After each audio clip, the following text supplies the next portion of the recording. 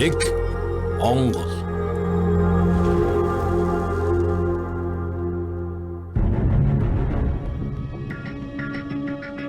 Цар тахлын дараах хямрал дэлхийд даяар үргэлжилж олон улсын нөхцөл байдалч ээдрээтэй хэвээрээ гэдэг хүндхэн цаг үеийг бид хамтдаа даван туулж байна. Гэсэн хэдий ч бид нэг зүйлийг мартах учиргүй. Өнөөдрийн бүрэн эрхт тусгаар тогтносон Монгол улсыг бидэнд өвлүүлэн үлдээх гэж бидний өвөг дэвтэс үүнээс ч хүндхэн цаг үеийг даван туулж байсан түүхтэй. Бид ч бас энэ цаг үеийг эв нэгдлийн хүчээрээ даван туулах болно. Яагаад гэвэл бид нэг л их оронтой нэг монголчууд шүү дээ. Нэг монгол хөтөлбөр эхэлж байна. Анхаарлаа хандуулно.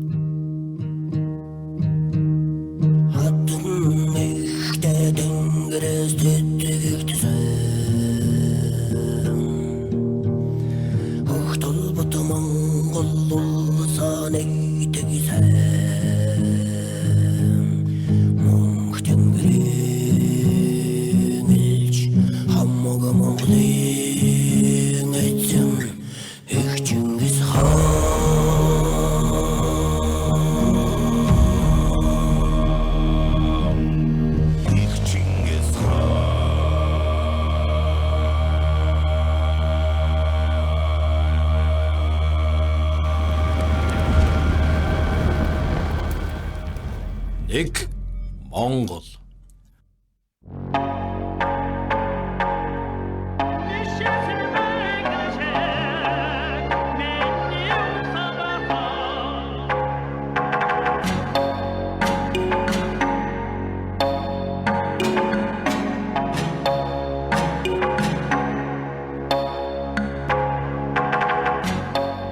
Нийслэл Улаанбаатар хотыг анх 500 мянган хүний багтаамжтай байхаар төлөвлөсөн байдаг.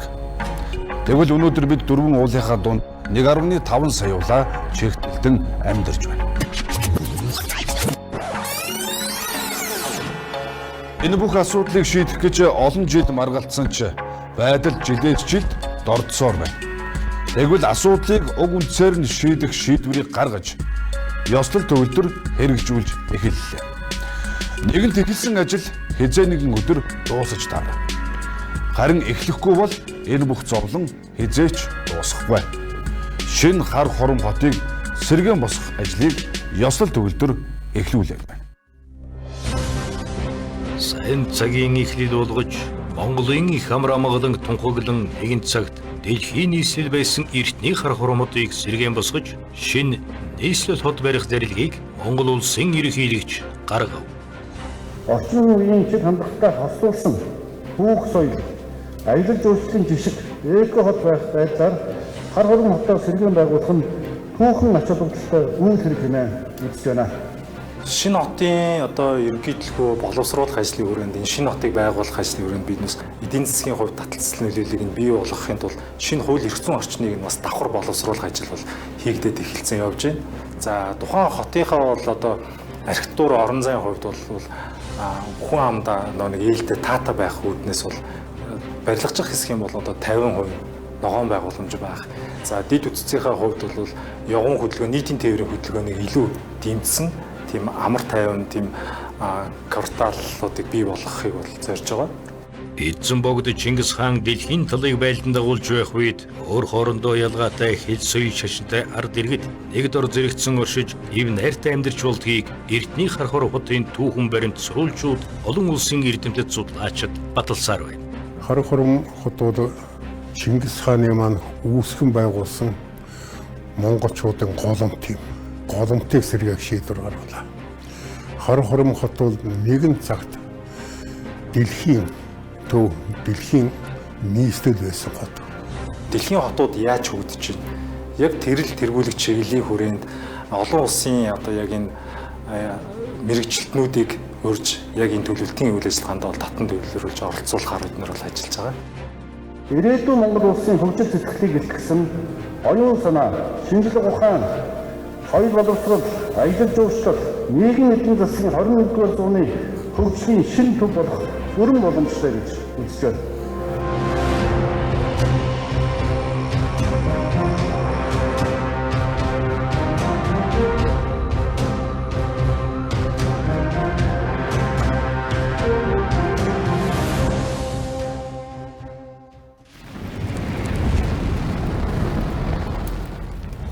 Нэг Монгол.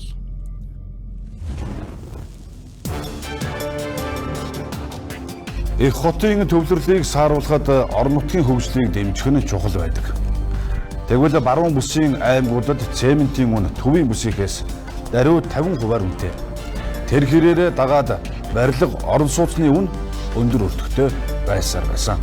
Тэгвэл энэ асуудлыг эцэс болгож баруун бүсийн аймагуудыг цементээр хангах, цаашлаад стратегийн чухал ач холбогдол бүхий бүтээн байгуулалтууд болох Эрдэнэ бүрэнгийн усан цахилгаан станц зэргийг цементээр хангах үүрэгтэй шинэ цементийн үйлдвэр ашиглалтанд ороод байна. Иргэн санаа. Орон сууцны үнийн дундаж индекс өнгөрсөн оны мөн үеийнхээс 17% өссөн байна. Цемент үйлдвэрлэгч компаниудын нийлүүлэлт доголдож зах зээлд хомсдол үүснээр үнэ нь өсөж байлаа. Барилгын гол нэр төрлийн материалын үн нэмэгдэж хүнийгээ дагаад байрны ханшиж өсдөг хандлага энэ жил мөн л давтагдж байна. 2019 он баруун бүсийг цементээр хангах шинэ цементийн үйлдвэр баригдаж эхэллээ. Ховд аймагт барилга орон сууцны өртөг 30-40% буурах боломжтой гэж үзэж байгаа юм байна.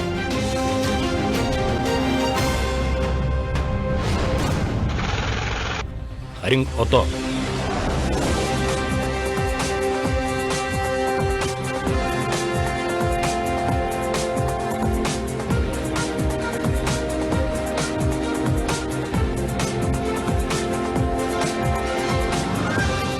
Монгол улсын ерөнхийлөгч ховд экоцемент үйлдвэрийн үйл ажиллагааг албан ёсоор эхлүүллээ.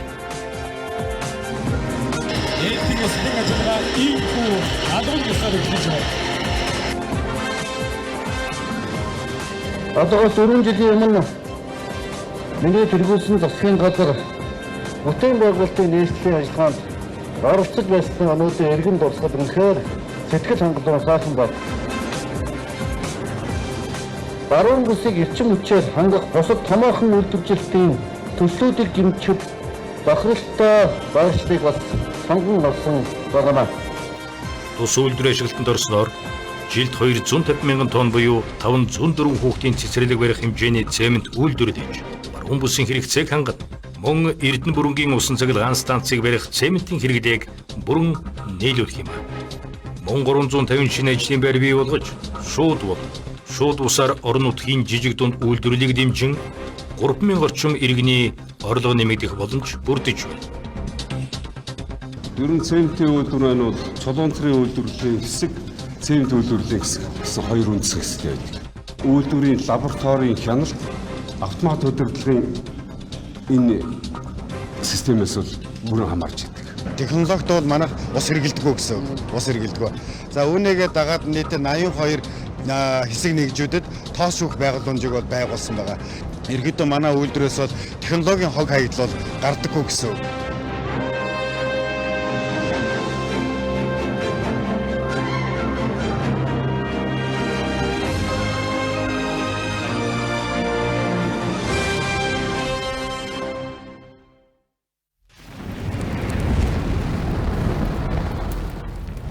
Нэг Монгол. Нийгэм даяар бухимдал асуудал үүслээ. Энэ бол боловсролын зээлийн сан. Олон сайд дарах гишүүд энэ сангаас зээл авч хүүхдүүдээ гадаадын ихтэй сургуульд явуулдаг байсныг, бүр цаашлаад авсан зээлээ олон жил төлөхгүй явж ирснийг засгийн газар албан ёсоор зарлаж шилэн болголоо. Олон жилийн ужиг эдээ байр үндсэндээ хаг үсэрлээ. Үүнийг бид олон жил ярьж хэлсээр байсан. Яг энэ ч утгаараа Монгол улсын ерөнхийлөгч өөрийн бүрийн хөтөлбөртөө жирийн ардын хүүхдүүдийг дэлхийн ихтэй сургуульд сургадаг болгоно гэж тусган илгээлт 2100 хөтөлбөрийг санаачлан хэрэгжүүлж эхэлсэн юм.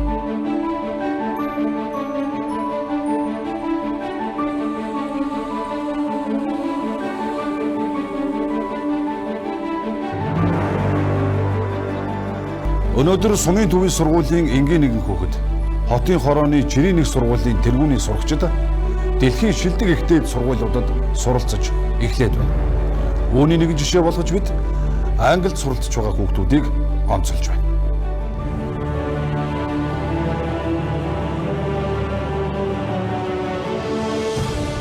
Би одоо York-ийн их сургууль сурж байгаа. Тэгээд би Баянзүрх дүүргийн 27 дугаар хорооноос гарч ирсэн байхгүй. Тэгээд энэ сууж байгаа Өврангаа аймгийн хар орон сумаас гарч ирсэн. Ерөнхийдөө хичээлгээл гэдэг тэтгэлэг тэнцээд англи дэвчэнгүүд тэр жижигхэн аймагт тэр Баянгорын ахтуудад хүүгүүд ч бүгдээ сурагчид нэг тийм салхи оруулж өгд юм байна гэдэг аюул ойлгосон. Тэгээд би болохоор upper intermediate ингээд шалгалтаа өгөө тэнцээд орсон. Орсон чинь ингээд хүүхдүүд бүгд англиар яриад амар том ирээдүйн өмнөд яриад манай энэ сууж байгаа азаа болохоор Монгол улсын эдийн засаг ингэж ин крипто ингэж ин инфляц ингэж ин гэл амар юм яриад би чинд хүүхдүүд чинь бүр ийм бодож ярьж сэтгэж авдаг байсан юм уу гэд тэр үед бол хэсэг бас өөрийгөө айгүй голж исэн. Эх орондоо буцаж очиод өөрсдийн эзэмссэн мэрэгжил сурж орсон ур чадвар мэдлэг туршлагаараа дамжуулаад хэдэн 100 дахин илүү тийм үр өгөөжтэй байхын төлөө бид нар одоо энэ жишээ суралцсан гэдгээ хэлмээр байна.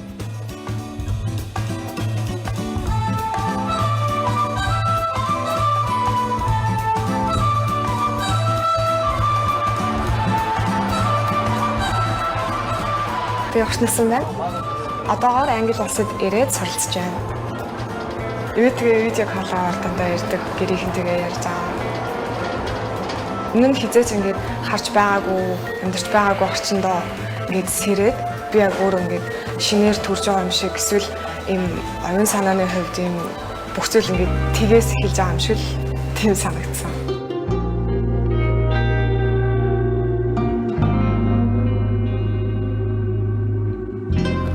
Сайн байна.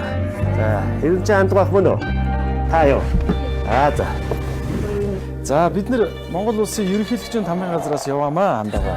Хөөе одоо би юм өмсгүй юм. Зүгээр. Олон улсын одоо нэр хүнд бүхий ихтэй сургуульд элсэн суралцах ерөнхийлөгчийн илгээлт 2100 тэтгэлэг төлбөрт хамрагдах урилгыг хөргүүлж энэхүү илгээлтийг хадгалуулваа. Өндөршин минь. Руу юм би.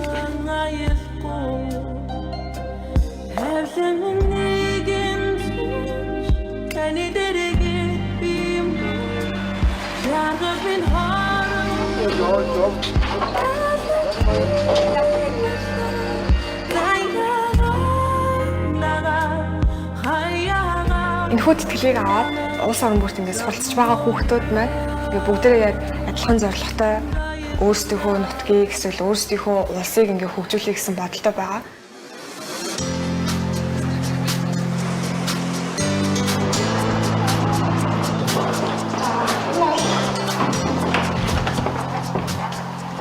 Бүх тохиолдолд нэг ойролцоогоор 10 метр гэж бодож байна. What does it mean? C of coordinates 1 and 0. It's an intercept for this cubic equation. Lambda. I want you to work on this problem. Биднэрт сайхан стипенд маань орж ирсэн. Ирээд миний ингээ бодож ирснээс илүү өндөр зарлахууд хүлээж ирсэн байгаа. Тэр болгоныг одоо би ингээ том хүмүлтэн шиг өөрөө ингээ хариуцах тэтгэлэг авчаад ингээ дахиад би ингээ өөр хүмүүст ингээ төвөг дараа удмааргүй шүү дээ. Тийм болохоор ингээ өөрөө бас жижигхэн ч гэсэн хариуцлага үүрээд явъя гээд тэгээд ажил хайж эхэлсэн. Hello, would you like to try? This is our spring campaign, which is called Spring Crunchy Roll. Red cabbage, cucumber, avocado. Okay. And do you have any allergy? Not yet. So maybe after this. Would you like some soy sauce? Tiny bit, thank you. Okay. So it's the spring crunch roll. Yeah. Okay. I hope you enjoy it. Have a lovely day. Thank you. Миний яг энд яваа шалтгаан маань бас яг Монгол татвараа төлж байгаа эсвэл яг ингээд ажиллаж амьдарч байгаа зүгээр л Монгол улсын иргэн гэдэг бүх хүмүүстэй миний яг энд байгаа хамаатай. Энд ирж байгаа маш олон хүүхдүүд байгаа. Надаас гадна яг над шиг адилхан суралцаад явж байгаа. Тэгээд тэр хүүхд болгоны цаана нэг ширээний гэрлийн дор, гэрэл бүрийн дор ингээд өөр мөрөдл хийх ёстой даа гэж ингээд ботцсон байгаа зүйлс байгаа. Тэгээд тэр бүхэн маань нэгдээд тийм маш гайхалтай нийгмийг бүтээх байх гэж би бодож байгаа. Манай Монгол орнцоо гайхамшигтай шүү дээ. Энэ бол яг бидний бүгднгийнх нь яг 3 сая хүний бүх хүний гэр баг зэргийн асуудал байж болох ч гэсэн яг засах ёстой хүн нь би, тэгээ энийг үзэж байгаа хүмүүс, эсвэл эргэн тойрныхон байна. Бид нар бүгдээр авахгүй юу? Ялангуяа залуучууд эхлээд бид нар асуух хэрэгтэй байхгүй юу? Өөрөө яг юу хийж чадах вэ? Тэгээд бид нар яг нийлээд юу хийж чадах вэ гэдгийг өөрөөлж бодох хэрэгтэй.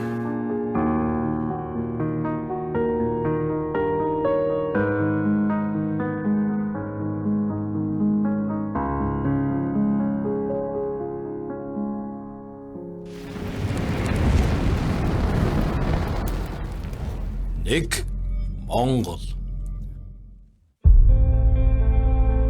Үзэгчдээ бид нэг зүйлийг мартаад байна. Бид цар тахлыг мартсан байна. Цар тахал гэхээр зөвхөн ханиад том уу, өвчин гэж бодоод багш байна. Хамгийн гол асуудал бол цар тахлын дараах эдийн засгийн хямрал. Өргөн хэрэглээний бараа бүтээгдэхүүний хомсдол, бараа бүтээгдэхүүний үнийн өсөлт, валютын үнийн өсөлт зэрэг асуудал болоод байна. Тэгвэл ийм нөхцөлд улсын ерөнхийлөгч юу хийх ёстой вэ? Мэдээж нэн тэргуунд гадаад харилцаа, гадаад худалдаагаа сэргээх ёстой. Цар тахлын дараах эдийн засгийг сэргээх түүхэн чухал айлчлалуудыг өмнөд хөрш бүгд найрамдах Хятад ард улс, 3 дахь хөрш Япон улсуудаар эхлүүлээд байна.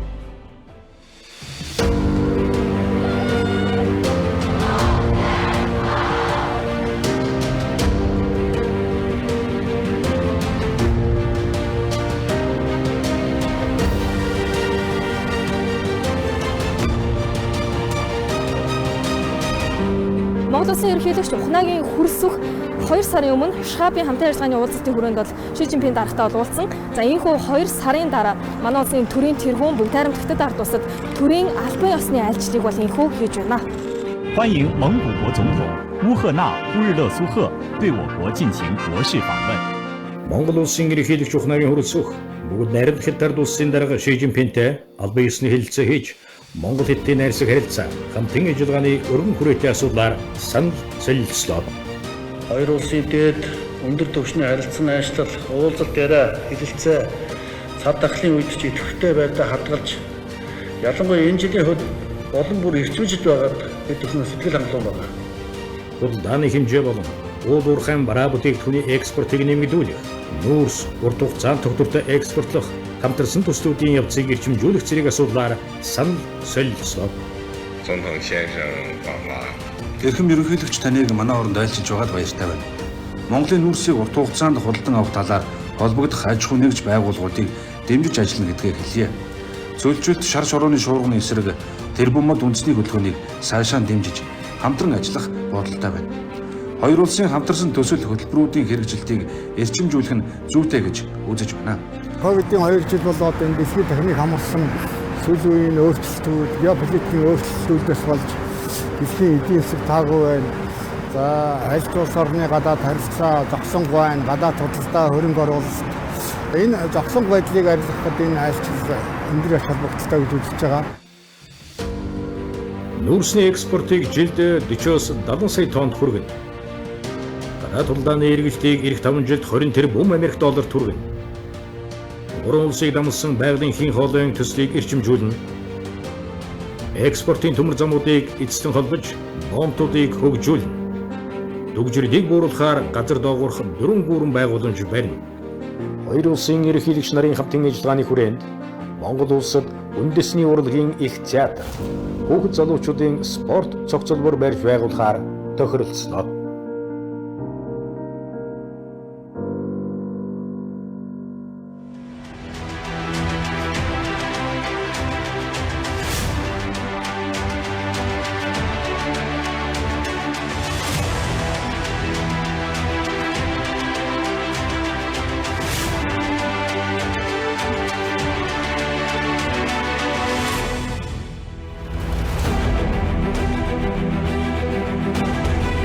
Монгол улсын ерөнхийлөгч Уханагийн хүрэлцэх гэргийн усан доржийн боловч цэцгийн хамт Монгол Японы хооронд дипломат харилцаа тогтоосны 50 жилийн өвтө тохиолдол Япон улсад төрийн айлчлал хийлээ.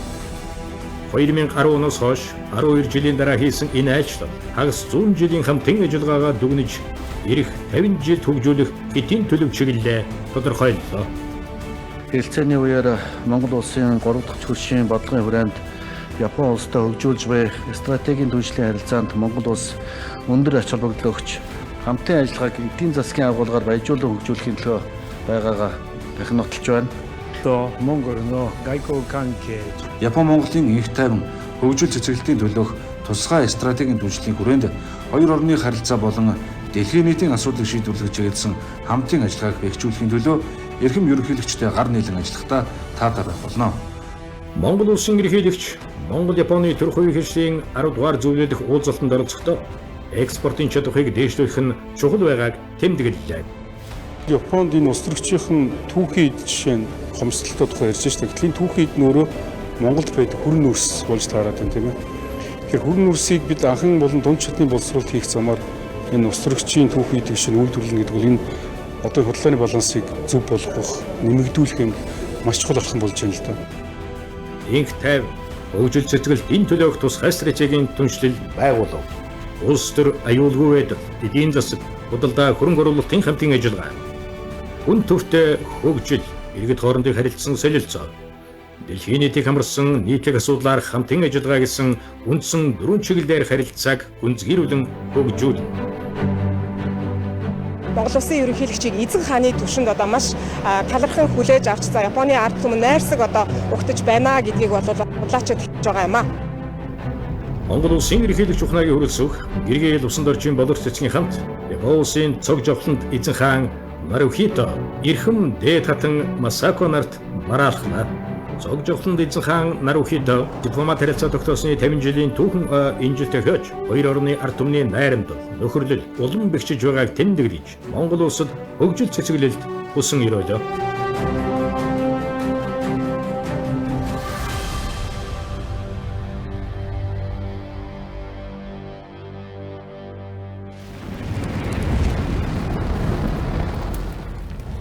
Нэг Монгол.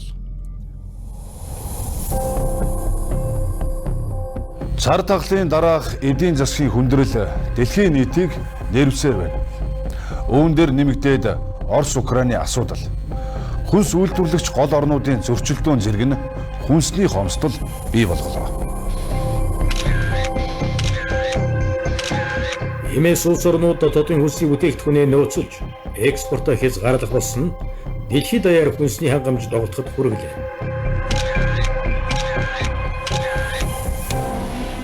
Одоо тэгвэл монголчууд бид яах вэ? Гараа хүнхээд зүгээр хараад суух уу? Эсвэл хүнсээ өөрсдөө үйлдвэрлэх болно гэж зүтгэхгүй гэсэн хоёр сонголтын өмнө тулж ирсэн. Ингээд Монгол улсын ерөнхийлөгч хүнсний хувьсгал хөдөлгөөнийг эхлүүлсэн. Тэгвэл энэ хөдөлгөөний үр дүн хэрхэн яаж гарах юм бэ гэдэг асуулт үзэгч танд бууж байгаа байх. Бид бах гурил төмөс гэсэн 3 бүтээгдэхүүнээр дотоодын хэрэгцээг бүрэн хангаж байна. Гэхдээ гурилын бүтээгдэхүүний 33, хүнсний ногоо болон сүүн бүтээгдэхүүний 40 орчим хувь, өндөгний 50 орчим хувь, загас, будаа, элсэн чихэр, дахианы мах, ургамлын тос, хүнсний давсаа 100% гадаадаас авч байна. Улсын хэмжээнд ерөнхийлөгчийн төвшөнд энэ асуудлыг гаргаж ирж тавьдсан ийм явдал байгаа. Энэ бол одоо ингээ гаргаад тавьчихлаа. Тэгэхээр энэ бодлого нь өөрөө зөв явж байгаа учраас цаашдаа хэрэгжүүлэх механизм, стратеги зөв явж байгаа гэж байна. Иймээс төрийн тэргүүн эх 5 жил гол нэрийн 19 төрлийн хүнсний бүтээгдэхүүнээр одон хэрэгцээгөө бүрэн хангаж цаашид хүнс экспортлогч орн болохоор хүнсний хангамж аюулгүй байдлыг хангах талаар авах арга хэмжээний тухай тогтоолын төсөл санаачилсныг Улсын хурлын нэгдсэн чуулганаар хэлэлцсэн баталлаа. Монгол улсын ерөнхийлөгч 2022 оны 5 дугаар сарын 20-ны өдөр өргөн мэдүүлсэн тогтоолын төслийг өнөөдөр эцлэн батллаа. Иймхүү түүхэндээ анхудаа 1.7 их найт төгрөгөөр үндэсний үйлдвэрлэгчтэй дэмжихээр боллоо. 2023 оны төсөвд 223 орчим тэрбум төгрөг тусгасан нь Улс хөдөө аж ахуйн салбарт сүүлийн 30 гаруй жил хийгээгүй дэмжлэг. Энэ 5 жилийн хугацаанд төмөр ховсгол хийгээд байгаа шүү дээ. Их орно хоол хүнстэй болох босноо сараад тус амьдрий.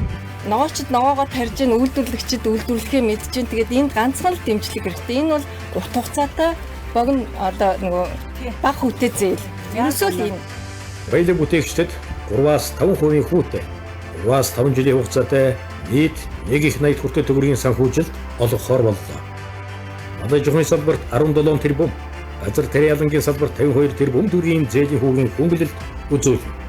Нөөтгөө түүхэд худалдаж аваад дээрэс нь нөөттойгоор ингээ бүтээгдэхүүнээ зархад яг борлуулалтын системээр нөөтийг чөлөөлөд өгөх юм бол хамгийн ихний ээлжинд биднэрт бас нэг жоохон өндөх боломж байгаа юм. Жоохон дэмжээд өгөх төстөө дөрөв ургуулж чадчихэв, тарьж чадчихэв хамгийн гол нь. Үнсний хувьсгал үндэсний хөдөлгөөний хүрээнд татвараас чөлөөлөх дараах шийдвэрүүд гаргаад байна. Дотоодоо тарьж борлуулсан үр тариа, төмс хүнсний ногоо, суулгац, жимсгэн үйлдвэрлэсэн гурилыг нэмэн үртгийн албан татвараас чөлөөлөв. Дотоодоо үйлдвэрийн аргаар төхөөрч бэлтгэн дотоодоо борлуулсан тураг болон шулж ангилсан мах, боловсруулаагүй дотор эрхтэн байвар бүтээгдэхүүнийг нэмэн үртгийн албан татвараас чөлөөлөв. Дотоодын түүхний дээр боловсруулж дотоодоо борлуулсан хүнсний сүүн бүтээгдэхүүнийг нэмэн үртгийн албан татвараас чөлөөлөв. Импортын болон дотоодод борлуулсан үдээж ухын зориулалттай шинэ трактор комбайн, машин механизм, тусалгаа, хүлэмжийн тоног төхөөрөмж, ойн болон шувууны аж ахуйн техник тоног төхөөрөмж, бордоо, ургамал хамгааллын бодисыг 2025 он хүртэл нэмэн үртгийн албан татвараас бүрэн чөлөөлөв.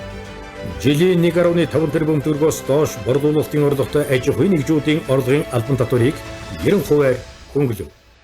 Үр тариа, төмс хүнсний ногоо, сүү, жимсгэн, тижээлийн ургамал тариалсан аж ахуйн нэгжийн орлогын албан татварыг 50% хөнгөлөв. Махан бүтээгдэхүүн үйлдвэрлэсэн эрчимцэн дахианы аж ахуйн орлогын албан татварыг 50% хөнгөлөв. Өнсгөд аж ахуйн гаралтай түүхийд боловсруулах зорилготой ухаан үйлдвэрийн үндсэн хөрөнгөөр бүртгэгдэх шинэ тоног төхөөрөмжийг 2027 он хүртэл импортын гайлын албан татвараас бүрэн чөлөөлөв. 19 төрлийн хүнсний бүтээгдэхүүнээр дотоодын хэрэгцээгээ бүрэн хангаж хүнсний хувьсгал хийцгээе. Хүнсний хувьсгал хийцгээе. Хүнсний хувьсгал хийцгээе.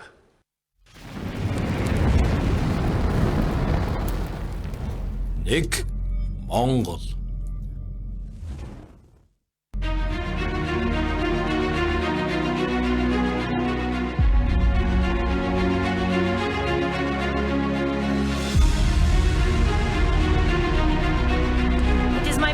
To welcome His Excellency Mr. Khurelsukh, President of Mongolia.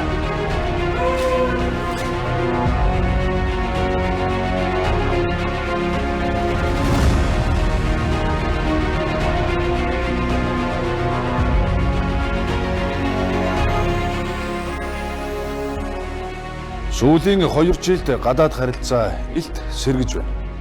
Дипломат харилцаа тогтоогоод 60 жил болж байгаа.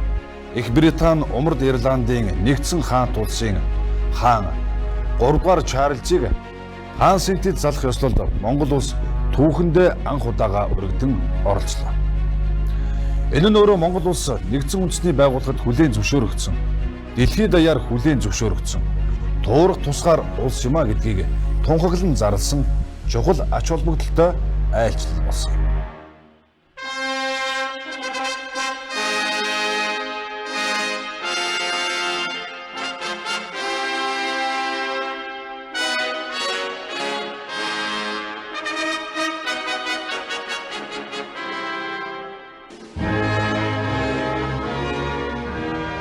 Энэхүү ёслол нь 1000 гаруй жилийн үнэртний түүхтэй өвөрмөцөд зан үйл бүхий төр шишин соёлыг хослуулсан ёслол бөгөөд хаан 3 дугаар Чарльз 1066 оноос хойш Вестминстерийн сүмд хаан сэнтид заларч байгаа 40 дахь хаан болж байна. God save the king. Энэхүү ёслол нь Монгол улс Британи улстай дипломат харилцаа тогтоосны 60 жилийн ойтод авцсан түүхэн үйл явдал болсон юм.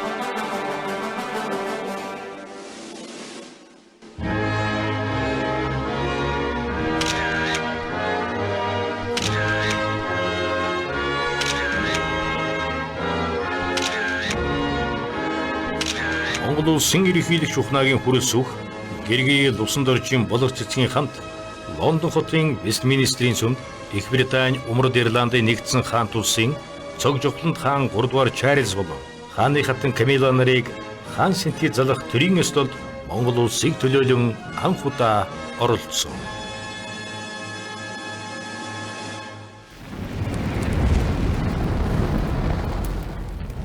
Нэг Монгол.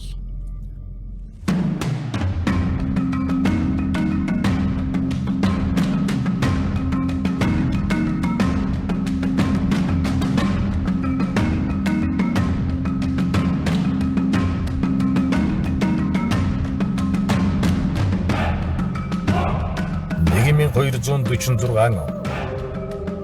Монголын эзэнт гүрний нийслэл хар хорогот. Ромын папын ээж Жованни Плана Карпини, Польшийн Санбартан Бенедикт Блакийн хамт ирж их хаан гуйгт бараалхлаа. Монголын тухай анхны том ихтгэл айлтгал мэдээллийг Европ тараасан юм хоёр хүн бол Польш, Итали хоёр хүн. За түүхэнд бол ихэнх нь Карпини гэдгээр их мэднэ. 1966 оноос 1990 он хүртэл Польш улсын зээл тусламжаар Улаанбаатарын хөнгөн бетоны үйлдвэр, мод боловсруулах комбинат, хар хорины дулааны цэглэгаан станц, тоосох шохон үйлдвэр зэрэг 10 орчим үйлдвэрүүдийг бүтээн босгосон түүхтэй.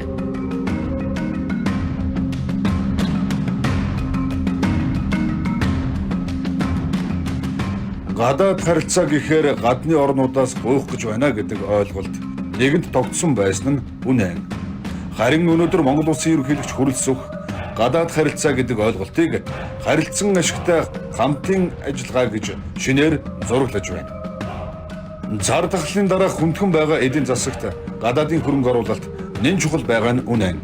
Тэр дундаа 3 дахь хөрш орнуудын эдийн засгийн хамтын ажиллагаа чухал байр суурь эзлэх юм. Тэгвэл олон жилийн найрцаг харилцаатай Польш улсын ерөнхийлөгч Анджей Дуда Монгол улсын ерөнхийлөгч хүрэлцэхийн урилгаар Монгол улсад албан ёсны төрийн ажил хийлээ. Хоёр улсын төрийн тэргүүн зар тахал олон улсын харилцаа геополитикийн эдрэтэ нөхцөл байдлаас үүдэлтэй нийгэм эдийн засгийн хүндрэл бэрхшээлийг хамтын хүчин чармаалтаар давхаа илэрхийллээ. Төрийн ажлын хүрээнд дараах асуудлуудыг тохиролцлоо. Хөрөнгө оруулалтыг нэмэгдүүл, зам тээвэр, боловсрол, геолог, уул уурхай, соёл урлаг, байгаль орчны салбарт хамтран ажиллахаар тохиролцов. Польшийн аж ахуйн нэгжүүд сүүн бүтээгдэхүүн, мах махан бүтээгдэхүүн, эрүүл мэнд, эмнэлгийн тоног төхөөрөмж, мэдээлэл технологи, эрчим хүч, барилга, ажил зүйчлэл зэрэг чиглэлээр хамтран ажиллах сонирхолтой байна. Хоёр улсын бизнес форумд манай улсаас 20 гаруй аж ахуй нэгж оролцлоо. Худалдааны эргэлтийг одоогийн түвшнээс дөрвтэй нэмэгдүүлэх нөөц бололцоо хангалттай байна. Тухайлбал зэсийн үйлдвэрлэл, санхүүгийн салбарт хандах боломж их байгаа нь харагдлаа. Аж ахуй нэгж хоорондын хамттай ажиллагаа амжилттай өрнөнө гэдэгт итгэлтэй байна. Эх оноос Польшийн элчин сайдын яамд консулын хэлтээс ажиллана. Харилцан ашигтай төсөл хөтөлбөрүүд хамтран хэрэгжүүлнэ. Польшид суралцах Монгол оюутны тоог нэмнэ. Улсын хувьсгал тэр бомбод үндэсний хөдөлгөөнийг дэмжинэ. Монгол улсын нарчилсан нийгмийн үнэт зүйлийг хамгаалах, бэхжүүлэх, харилцан ашигтай хамтын ажиллагааг бүс нутагтаа хөгжүүлэхийг эрмэлзэж буй. Бүгд найрамд Польш улсын бодлогыг хүндэтгэж, хамтын ажиллагаагаа гүнзгийрүүлэхээ нотоллоо.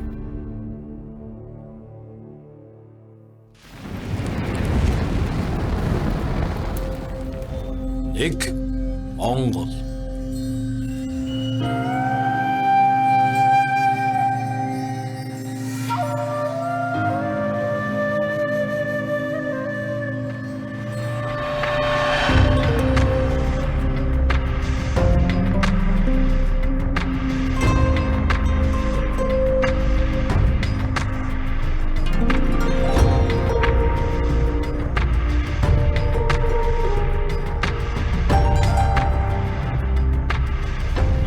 Bonjour, Monsieur le Président.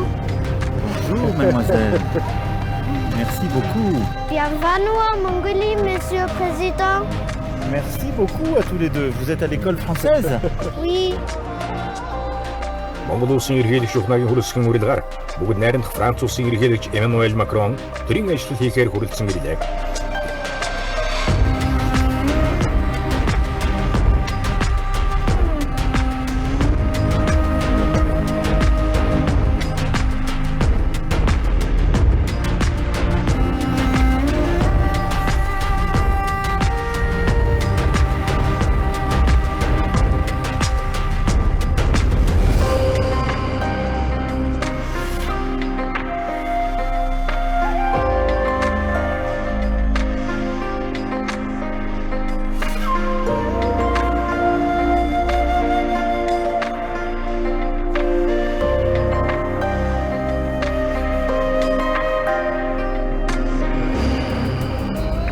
Монгол улсын ерөнхийлөгч нэгдсэн үндэсний байгууллагын аюулгүй зөвлөлийн байнгын гишүүн 5 орны нэг. Европын холбооны хүчирхэг гүрэн их 7-гийн бүрэлдэхүүнд багтдаг Франц улсын ерөнхийлөгчийг яагаад Монголд урих болсон бэ? Нэг талаас Монгол Франц хоёр бол эртний түүхэн найрсаг харилцаатай улс орнууд. Нөгөө талаас эртний тэрхүү харилцаага орчин цагт эдийн засаг, эрчим хүч, уул уурхай гэдэг олон салбарт шинээр зураглах, шин түүхийн хуудсыг эргүүлэх хувьсгалын тохирооч бүрэлдсэн байж болох юм. Франц улсын ерөнхийлөгчийг энэхүү айлчлал Монгол улсын түүхэнд хийгдэж байгаа анхны удаагийн бөгөөд түүхэн чухал ач холбогдолтой айлчлал болсон юм. Monsieur le Président, cher Ourelsou, Saint-Benoît. Биднийг халуун дутнаар хүлээн авсан эрхэм ерөнхийлөгч танд талархал илэрхийлье. Бид хэд хэдэн асуудал, түүний дотор уур амьсгалын өөрчлөлтийн талаар ярилцлаа. Монгол улс нүүрсний хэрэглээг аажмаар багасгах, эрчим хүчний салбараа бэхжүүлэх, сэргээгдэх эрчим хүч, цөмийн энергийн асуудлаар хамтран ажиллах замын зураг тохиролцлоо. 2026 онд цөлжилттэй тэмцэх конвенцийн талуудын 17 дугаар баг хурлыг Монголд зохион байгуулахыг дэмжиж байна. Таныг эх 10 дугаар сард манай улсад айлчлахыг урьж байна. Хоёр улс уул уурхай, эрчим хүч, хөдөө аж ахуй, байгаль орчин, эрүүл мэнд, боловсрол, соёл шинжлэх ухаан, үндэсний хиймэл дагуулх өргөж, харилцаа холбооны салбарын хамтын ажиллагааг өргөжүүлэн хөгжүүлэхээ зарлалаа. Франц улстай худалдаа эдийн засгийн хамтын ажиллагааг тэлэх, хөрөнгө оруулалтыг нэмэгдүүлэх, харилцан ашигтай хамтын ажиллагааг өргөжүүлэх нь манай улсын гадаад бодлогын чухал стратеги зорилтуудын нэг мөн гэдгийг нотоллоо. Уур амьсгалын өөрчлөлт, хөлөмжийн хийн ялгарлыг бууруулах талаар Монгол улсын ерөнхийлөгчийг санаачилсан тэргүүн мод үндэсний хөдөлгөөн нэг Францын ерөнхийлөгчийн дэвшүүлсэн ойн дээд хэмжээний улсаас гаргасан санаачлагтай уялдуулан хамтран ажиллахаар бас тохиролцлоо. Айлчлал бол голцоо нэг талын урсгалтай байсныг Макроны энэ удаагийн айлчлалаар хоёр урсгалтай болгочихж байгаа. Энд бол Монгол улс өнөөдөр хүрч чадлаа гэж. Монголын гадаад бодлого, дипломат алба энийг бол хийж чадлаа гэж. Хоёр талын урсгалтай болно. Дэлхийн нийтийн тулгымдсан асуудлыг шийдвэрлэхэд оруулж буй Монгол улсын хувь нэмэр, олон улсын хэмжээнд эзэлж байгаа байр суурь, нэр хүндийг илтгэн харуулсан түүхэн үйл явдал боллоо.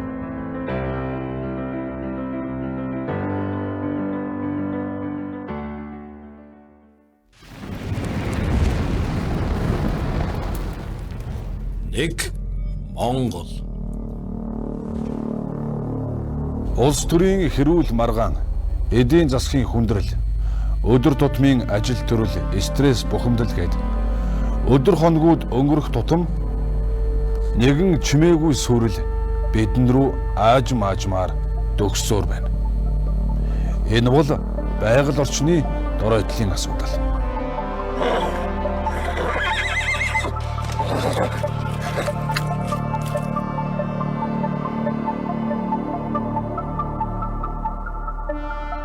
Хамгийн сүүлийн тоо судалгаа мэдээллээр Монгол улсын хэмжээнд 362 нуур, гол мөрөн ширгэж хатаж үгүй болсон байна.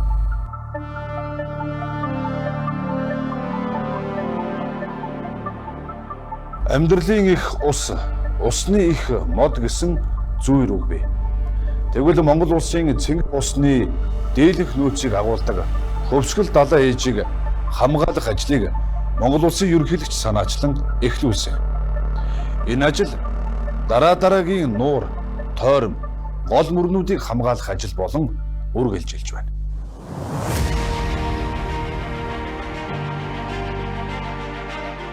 Ирмэн 21 он Монгол улсын ерөнхийлөгчийн санаачилсан хөвсгөл нуурыг хамгаалах ажил илээ олж Сүнбаатар хөлөг онгоцыг амжилттай татаж мөн хин зогсоолд нь байрлуулна. Хөвсгөл нуурын нэрийг орчмын бохирдлыг ард иргэд эж ахуйн нэгжүүд хамтран цэвэрлэлээ. 2023 он Арус нуур орчмын экосистемийг хамгаалах цогц ажлыг эхлүүллээ. Ганг нуурыг хамгаалах ажлын 2 дахь үе шат эхэлж, ажлын хэсэг газар дээр нь ажиллав. Эрдэнэ голын хайрганы карьерийн олборлтыг зогсоож, өхөн сэргээлтийг эхлүүллээ.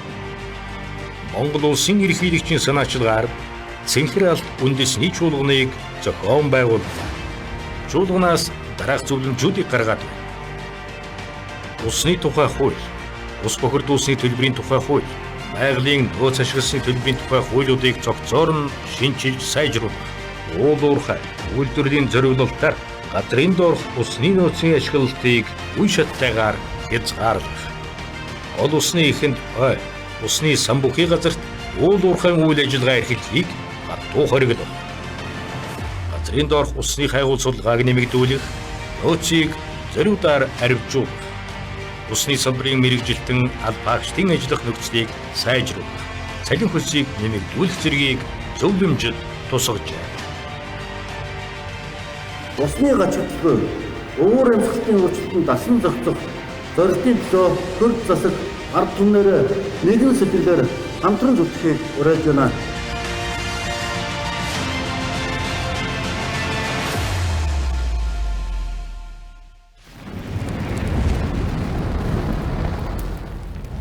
Нэг Монгол. Эвэлсэн цагта цөөхөн монголчууд олны олноос хүчтэй гэж ардын уран зохиолч Тангадын галсангаа шүлгэлсэн байдаг. Хоёр хэсэг болж хуваагдсанаасаа болоод олон улсын тэмцээн уралдаанд ч оролцож чадхаа болоод байсан Монголын сагсан бөмбөгийн холбоо Монгол улсын ерөнхийлөгчийн уриалган дор нэгдэж чадсан.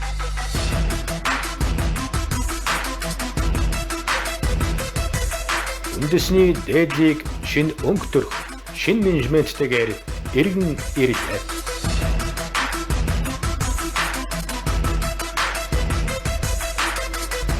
Нэгдэж чадвал хүчтэй гэдгийг харуулж, тус сагсан бөмбөгийн холбоо үндэснийхээ лигийг амжилттай зохион байгуулах.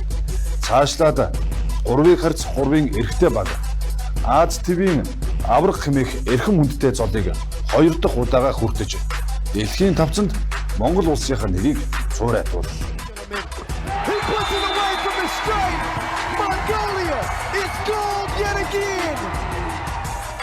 Монголын сагсан бөмбөгийн холбооны удирдлагууд болон 3x3-ын дасгалжуулагч тамирчдыг Монгол улсын ерөнхийлөгч хүлээн авч уулзсан баяр хүргэлээ.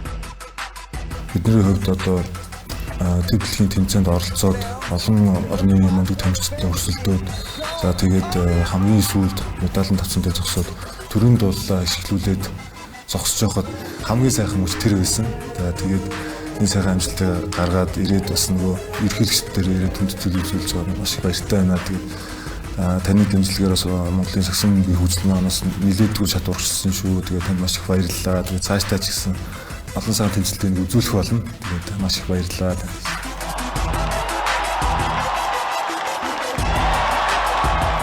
Монголын сагсан бөмбөгийн үндэсний дээдлийг анхудаа Монгол улсын ерөнхийлөгчийн ивэл дор амжилттай зохион байгуулагдлаа. Үндэсний дээдлийн ялагчаар Эрлэд Майнерс баг тодорч Монгол улсын ерөнхийлөгчийн нэрэмжит шилжин явах цомын анхны эзэд түүхэн аваргууд боллоо. Монгол улсын ерөнхийлөгчийн нэрэмжит энэхүү цом нь хамгийн шилдэг сагсан бөмбөгийн багт шилжин явах бөгөөд шийдвэр аваргагийн бүртгэлийн нэр энэхүү цом дээр шигдэж үрд задрахлаа. Монголын сагсан бөмбөг цаашид дэлхийн хэмжээнд хүрч хөгжих хөгжлийнхөө замд орлоо. Эвэлсэн цагта цөөхөн монголчууд бид олны олноос дутахгүй гэсэн сайхан үг бий. Үүний нэгэн адил монголчууд бидч зүтгэсээр. Хүндхэн цаг үеийг бид эв нэгдлийн хүчээрээ даван туулах учиртай. Яагаад гэвэл бид их эзэн богд Чингис хааны байгуулсан их Монгол улсын гал гулмтыг сахин суугаа нэг монголчууд шүү дээ. Нэг монгол хөтөлбөр энд хүрээд өндөрлөж байна. Анхаарал тавьсан та бүхэндээ баярлалаа.